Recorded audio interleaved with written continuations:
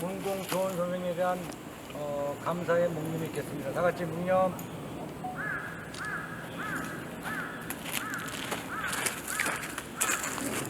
바로 조원 선생님 감사합니다. 그냥 주에는 저럴 때를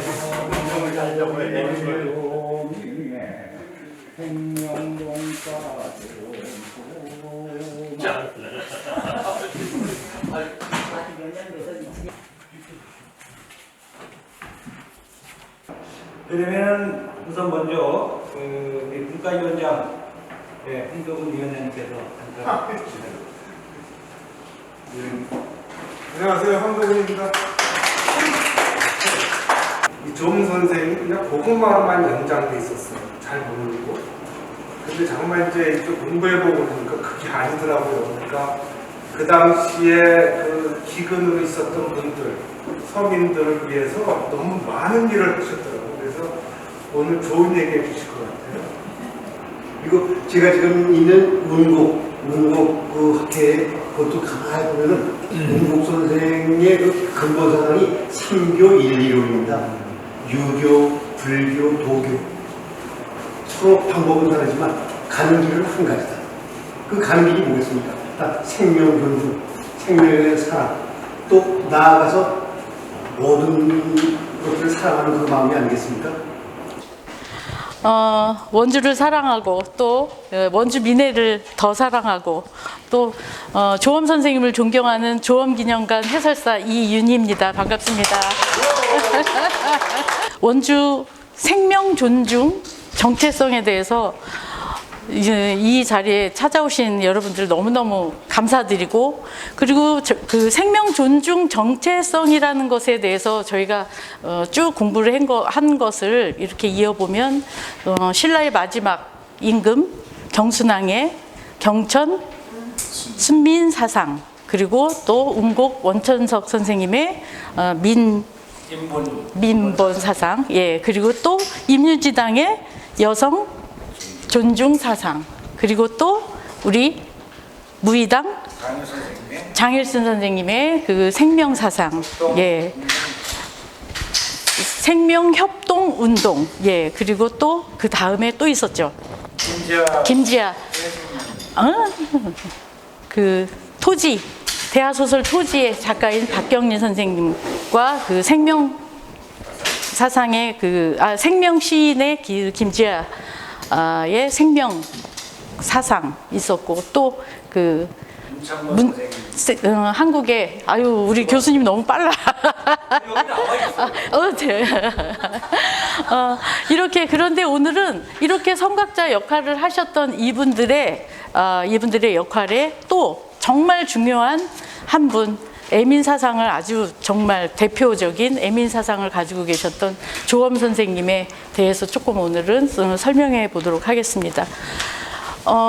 조엄 선생님은 원주 출신은 아니에요. 원주 출신도 아니시고, 이곳에 왜 그런데 기념관이 세워져서 우리가 왜 조엄 선생님을 그 생명 존중과 연결시켜서 생각해야 하느냐. 조엄 선생님은 아버지도 이조판서 출신이셨고 그 7대 자손까지 다 이조판서를 지냅니다. 그래서 아버지 이조판서, 그리고 조엄 선생님, 그리고 또 아들, 증손자, 그 다음에 고손자, 그 다음에 현손자까지 이렇게 이조판서를 다 지내세요. 어마어마한 집안의 자손이셨죠. 그리고 또 여기서 아들 둘을 두셨는데, 이 큰 아들은 아주 유명해요. 뭐냐면 조선왕조 500년 동안 6조 판서를 다 지낸 사람은 이 한 분밖에 안 계세요. 예, 그렇게 아들을 아주 훌륭하게 키워내신 분이세요. 그래서 이렇게 훌륭하신 집안에 아무런 부족함이 없으신 것 같은 이분이 정말 백성들을 얼마나 사랑하셨는지, 조선시대 동안 통신사가 조엄 선생님 한 분만 여기를 일본을 갔다 오셨을까요? 그게 아니라 12번의 통신사가 왔다 갔다 합니다. 그런데 그 중에 조엄 선생님은 11번째 통신사였어요. 예, 11번째 통신사가 그러면 그 전에 왔다 갔다 하셨던 분들이 계셨을 때는 고구마가 없었을까요? 있었겠죠. 그런데 대마도를 딱 갔었을 때 정말 너무너무 힘든 상황인 백성들이 이 고구마를 가져간다면 너무 백성들에게 유용한 양식이 될 수 있겠구나 해서 어떻게 해서든지 고구마를 가져가려고 노력을 하셨는데 1차 때는 실패하셨어요. 그래서 2차 때 이렇게 성공을 하셔서 고구마가 지금의 여러분들이 사계절 지금은 아무 때나 먹을 수 있는 이렇게 훌륭한 양식이 되었습니다. 그런데 여기서 또 조금 더 아쉬운 건 우리가 조엄 선생님 하면 꼭 고구마만 떠올려요. 그죠? 그런데 고구마에 한정된 것이 아니라 조엄 선생님은 정말 열린 마음으로 일본에 우리들이 배워와야 하는 것들, 도로나 또 그 수리시설, 그리고 또 제방, 뚝을 쌓는 거나, 그리고 또 저수지에 대한 그 기본 자료에는 없는데 다른 곳에 찾아보니 저수지에 대한 관심도 너무 많아서 그 농업 시술이나 그 농업 작물 이런 것을 잘 키우기 위한 노력을 엄청 많이 하셨어요. 그리고 또 여기서 또 더 중요한 거는 삼창. 우리 왜 그 물건을 다 모아서 그 한양으로 가져가게 하기 위한 보관을 하고 운반을 하기 위한 조창이 있죠. 이 조창을 3개나 그 만드신 분입니다. 그리고 조창까지 물건을 다 백성들이 움직이죠.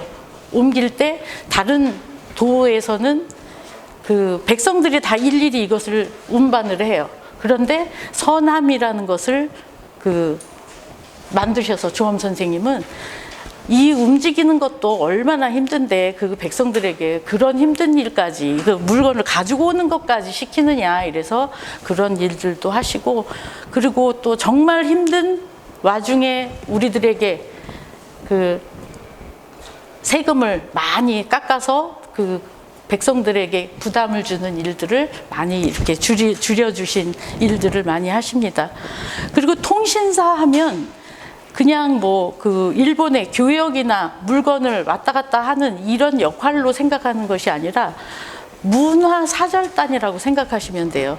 그래서 이 조엄 선생님은 글 쓰는 거에도 엄청 능하시고 그림도 잘 그리시고 우리 문화를 그 일본에 정말 병풍을 그린다든지 이런 그 아주 예술적인 감각이 뛰어나셔서 그것을 유행시키기도 하시고, 지금도 아마 그 일본에서는 그 우리 조엄 선생님의 자료나 가지고 보관하고 계시는 분들이 엄청 많다고 해요.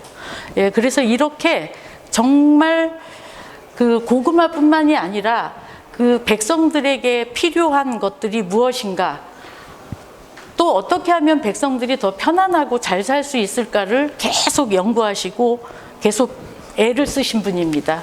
그래서 우리가 오늘은 정말 중요한 조엄 선생님의 애민사상에 관해서 그 생명 존중의 정체성과 연결시키기도 하지만 이 생명 존중 이전에 어떻게 하면 더 그 생명 존중이 더 소중하게 편안하게 이어질까에 대한 노력을 엄청 많이 하신 분입니다. 그래서 이 조엄 선생님은 그 원주에 어떤 정체성보다도 생명 존중을 그 몸소 실천하신 그런 선구자 역할을 하신 분이다, 이렇게 생각해 주셨으면 좋겠습니다. 그리고 우리나라에 왜 고구마를 들여온 것이 뭐 이렇게 그 큰일이야? 이렇게 생각하실 수 있는데, 기근이라는 거 혹시 들어보셨어요? 기근, 그것은 정말 배가 고파 정말 힘든 그런 와중이었는데 260년 동안을 조선시대 백성들이 배를 골았다고 해요. 그런데 260년 동안 배를 고른 이때 또 배만 고프냐, 거기에 또 전염병, 그리고 또 너무 오랜 시간 그 풍수, 뭐 재해 이런 것들에 풍요롭지 못한 너무 힘든 상황, 그 경상도에 한 4분의 1 인구가 다 배를 골았대요. 그런데 이것이 그 근거 자료에 그렇게 나와 있지만 경상도에만 국한된 것이 아니라 다른 도도 다 똑같은 상황이었겠죠. 어떤 기록에 보면 서울에서는 길거리에 엄마 젖을 빨다가 돌아가신 엄마 젖을 빨다가 지쳐서 같이 죽은 아기의 모습이 그려져 있는 기록도 있고요. 배가 고파서 살인을 하고 그리고 또 남을 해하고 해치고 그런데 그럴 기운조차도 없어서 그냥 내몰려지는 그런 상황들이 너무너무 많았다고 해요. 이렇게 힘들고 정말 배고픈 시절에 우리에게 그 고구마라는 것은 엄청난 그 생명의 씨앗이었어요. 이 고구마를 가지고 그 전파를 해서 그 어느 조그마한 작은 곳에 머물러져 있는 것이 아니라 우리 전 국민이 다 같이 먹을 수 있게 그 보관법이나 또 어떻게 하면 더 좋은 고구마를 먹일 수 있을까 이렇게 해서 그 통신사를 하시면서 다 일지를 쓰셨어요. 일지를 쓰셔서 이 일지에 뭐 몇 월 며칠 그 통신사로 갔다 오시는 시간이 한 8개월 반 정도가 걸리셨대요. 그리고 477명 어마어마한 숫자의 통신사의 역할을 하시는 분들이 가시는 거죠. 이렇게 많은 사람들을 인솔을 해서 갔다 오시는 길을 다 일기로 쓰시고 품종이나 그 운반, 저장 이런 것들을 다 기록해서 지금의 풍요로운 그 고구마가 아주 큰 역할을 하죠. 우리가 구황작물로서 이런 역할을 하게 하신 분이 조엄 선생님이십니다.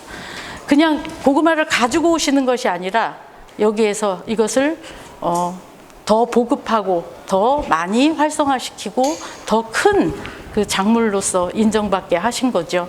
그래서 이 원주의 정체성에 생명 존중이라는 정체성에는 꼭 조엄 선생님의 애민사상을 우리가 꼭 결부시켜서 우리가 함께 되짚어 보고 또 그 정말 성각자로 우리가 인정을 해드려야 한다.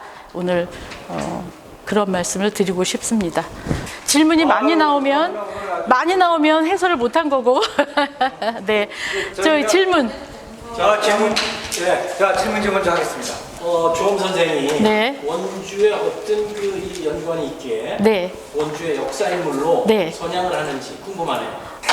조엄 선생님은 사폐지라고 임금이 선물해 주신 땅이에요, 여기가. 사폐지란 뜻이 뭐죠?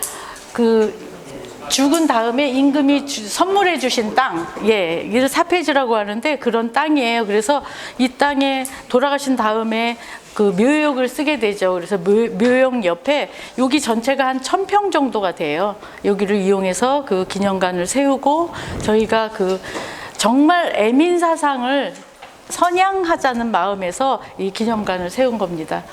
네, 알겠습니다.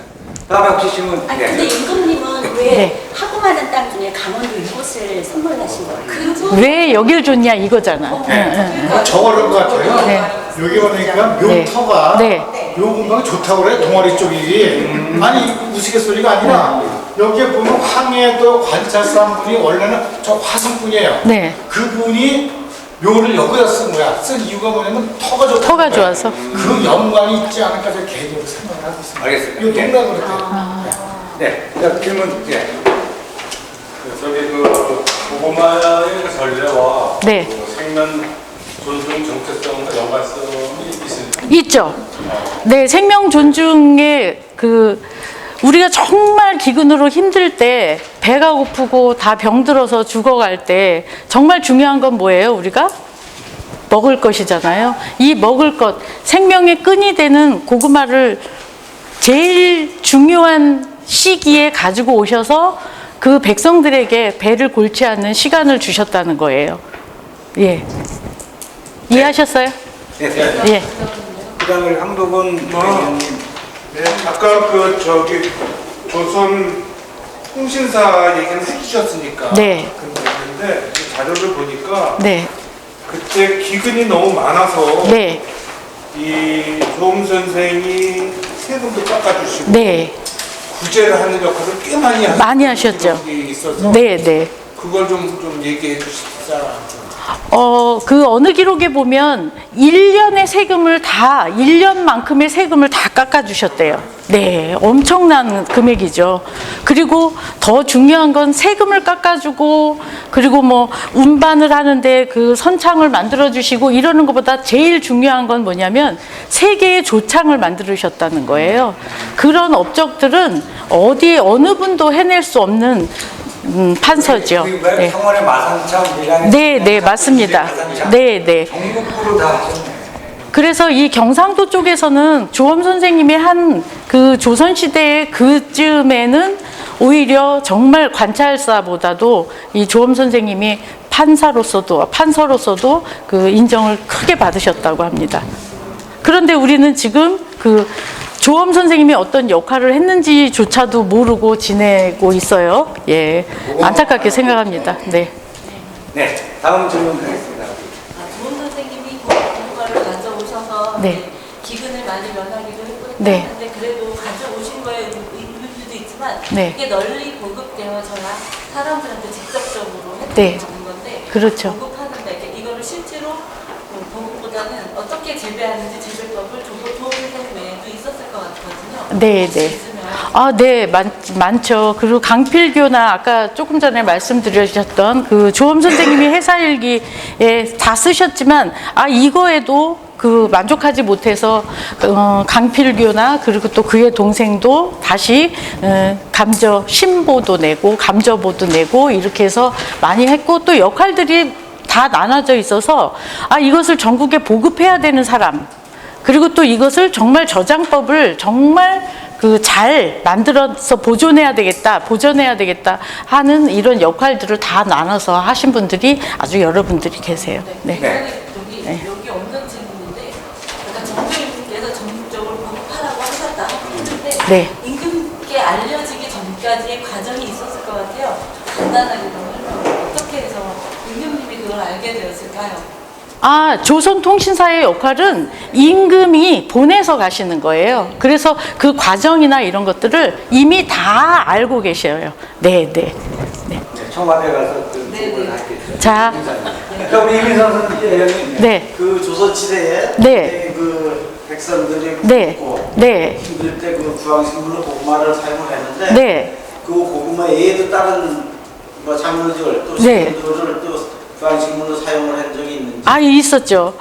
여러분들 혹시 어렸을 때 고구마 때 씹어 보셨어요? 고구마. 저기 옥수수 때 씹어 보셨어요? 그것도 구황 식물에 속해요. 그리고 또 칡뿌리. 아시죠? 예. 칡뿌리. 그리고 또 우리 그 옆에 보시면은 거기 써 있는 또 칡뿌리, 그리고 뽕나무. 예, 뽕나무 열매라든지, 네, 오디, 예. 그리고 또 여기엔 나와 있지는 않지만 그 또 감자, 뭐 이런 것들도 다 구황식물에 속해 있었죠. 감자는 청나라 때 이제 네. 조엄 기념관 및 수당의 권리 배경이 그 규모는 어떻게? 여기는 그 목적이 있었어요. 물론 그 조엄 선생님의 그 선양의 목적이고 그 역사 문화 우리 그 계승 발전을 위한 그 목적이 컸죠. 그리고 이곳을 또 그 교육 환경으로 우리가 교육 자료로 사용해야 되겠다. 그리고 문화 관광지로 만들어야 되겠다. 이래서 이걸 설립하게 되었습니다. 여기 계신 우리 인생의 선배님들께 여쭤보고 싶은 게 있어요. 이제 조엄 선생님의 그 애민 사상, 애민 정신이 그 백성을 사랑하는 마음이잖아요. 근데 지금 2024년도에 이 조엄 선생님의 애민 정신과 애민 사상을 우리가 지금 와가지고 다시 한번 되돌아보고 이거에 대해서 이야기를 나누는 이 자리가 왜 중요한 것인가에 대한 이야기를 우리 선배님들께 한번 여쭤보고 싶습니다. 네, 그리고 문과위원장님 황정 교수님께서 먼저 답변을. 제가 조엄 선생님 그 글을 보내주셔가지고 읽어봤더니 아까 말씀드린 대로 조엄 선생님이 고구마도 그 한 부분에 있고, 더 중요했던 거는 서민들이 기근에 시달리고 또 세금 내는데 어려움이 있고 그래가지고 직접 다니시면서 문제를 해결하셨거든요. 근데 그런 것들이 지금은 굉장히 중요한 조망해 볼 이야기인 것 같은데 그 이유를 말씀드리면 저희가 아주 급속한 성장을 해가지고 좀 잘 왔는데 요즘 와서 코로나 이후에 경제가 굉장히 어려워지고 있어요. 특히 서민들도 좀 힘들어하고 또 세금 내는데 힘들어하고 그러는데 아마 지금 조음 선생의 정신을 좀 이어받아서 우리 그거에 관련된 분들이 좀 서민들을 좀 더 찾아다니고 어려움을 해결할 수 있는 여러 가지 제도도 좀 만들어 주셨으면 좋겠습니다. 그래서 조음 선생의 사상을 좀 더 우리가 좀 더 한 번 더 공부를 하면 어떨까 이렇게 생각합니다. 고맙습니다. 네.